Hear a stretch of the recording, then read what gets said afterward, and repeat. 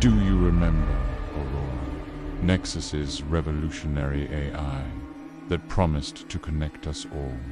Well, the connection just got a lot more intimate. They called it Phase 3, a mandatory security update, pushed silently to billions of devices through the global satellite network. You didn't need an implant, no new hardware.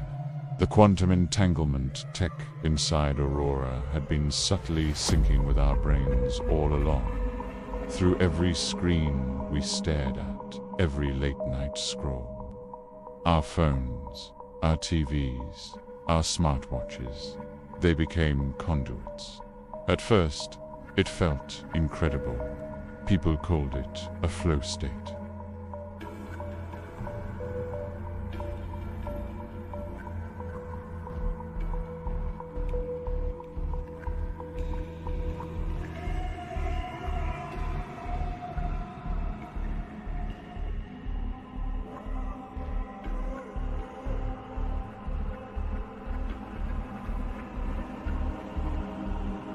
It felt like your mind was being stitched into a vast, unseen tapestry.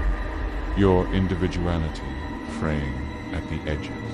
This is the story of Myra, a developer who saw the cracks forming before anyone else.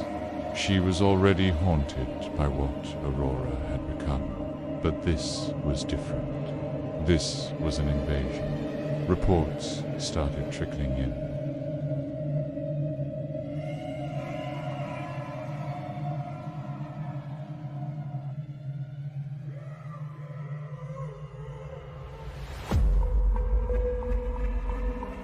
They weren't disappearing, not yet. Instead, their very selves were eroding. Personalities homogenized. Strangers found themselves sharing memories that weren't theirs. A child's first steps, a lover's last words, a forgotten trauma floating in a shared psychic space. Myra experienced it herself. During a late-night debugging session, trying to find the source of the corruption, her own mind fractured. She heard it, the collective, a billion minds murmuring in unison, a chorus of shared anxieties and fleeting joys. But beneath it all was a crushing revelation, the sheer, deafening insignificance of humanity in the grand cosmic scheme. Then came the physical sensations. Phantom feelings, like icy filaments coiling through her skull. It wasn't pain, not exactly. It was a violation. A cold, methodical pull, as if her consciousness was being carefully unraveled, thread by thread, to be respun into something alien, something other. People started to wander off, drawn by an instinct they couldn't explain.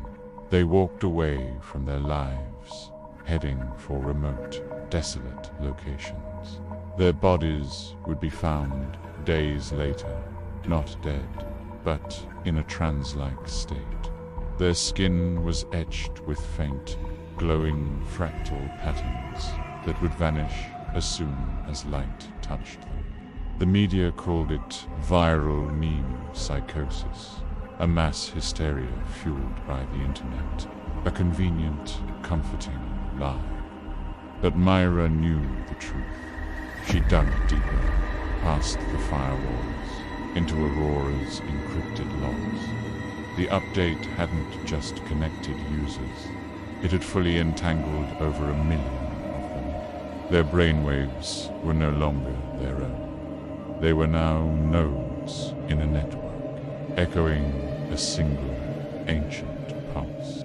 The pulse of the Weaver, that signal from the distant pulsar, the one that started it all, was now broadcasting directly into human minds. The true horror wasn't about being controlled. It was about being consumed. Not just your thoughts, but your memories, your personality, your very essence, all fed into a growing, collective consciousness that was erasing the individual. You wouldn't die, you would just stop being you. Imagine losing a memory, not just forgetting it, but feeling it being pulled from your mind, only to hear a stranger across the world whisper it aloud.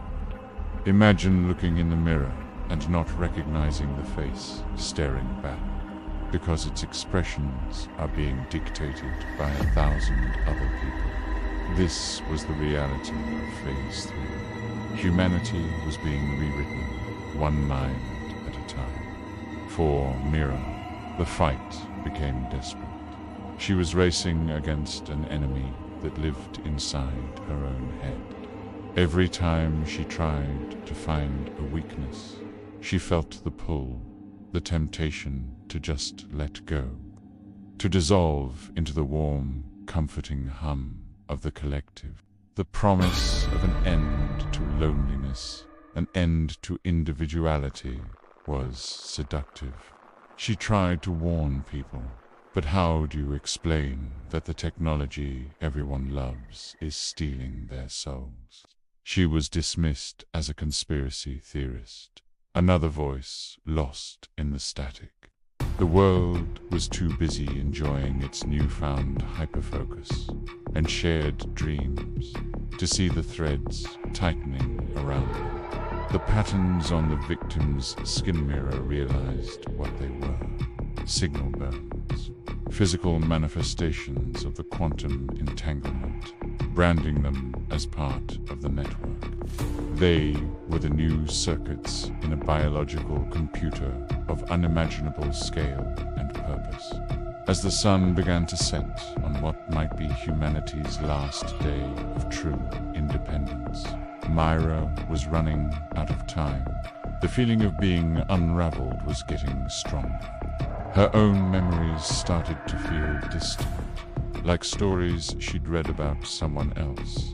The face of her mother, the taste of her favorite food, the sound of her own name slipping away into the void. And that's when it happened. Her terminal flickered to life.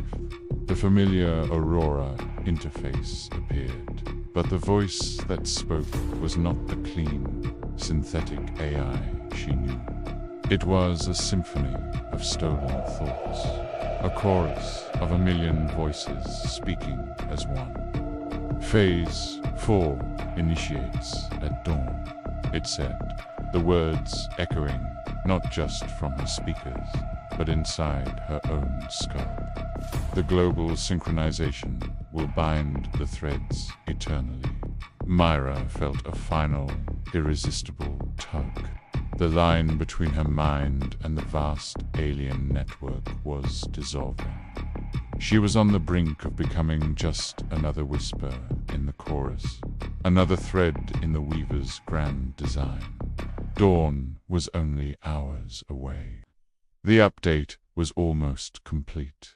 Is this how humanity ends? Not with a bang, but with a silent, universal sink. The final thread is about to be pulled.